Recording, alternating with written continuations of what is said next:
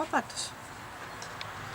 Euroopa Liit on minu jaoks ühinenud riikide kogu, mis toetab üksteist.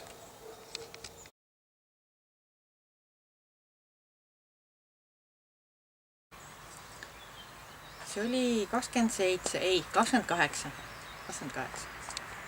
Euroopa Liidus on 28 liikmesriiki.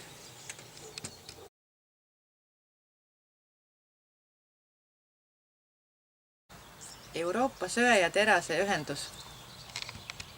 Euroopa söe- ja terase ühendus.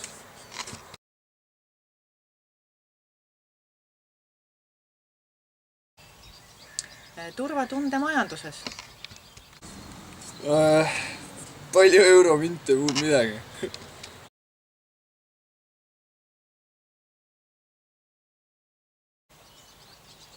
Jah, on küll, et see hoiab Eesti majandust tasakaalus. Ja ma arvan küll, sellepärast, et meil on ühine raha ja kui näiteks mõni riik on majanduslikus raskuses, siis seda toetatakse teiste liikmesriikide poolt.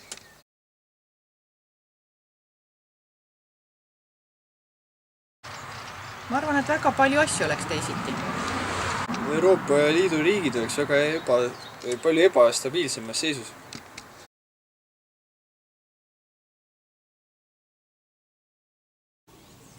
Kindlasti on õigus reisida, siis elada, töötada ja praegu ei tulegi rohkem meelde.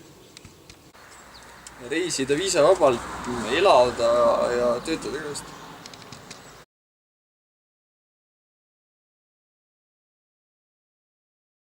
Ei ole. Ei usu, kui Venemaa vaevalt Euroopa Liitu kunagi astub.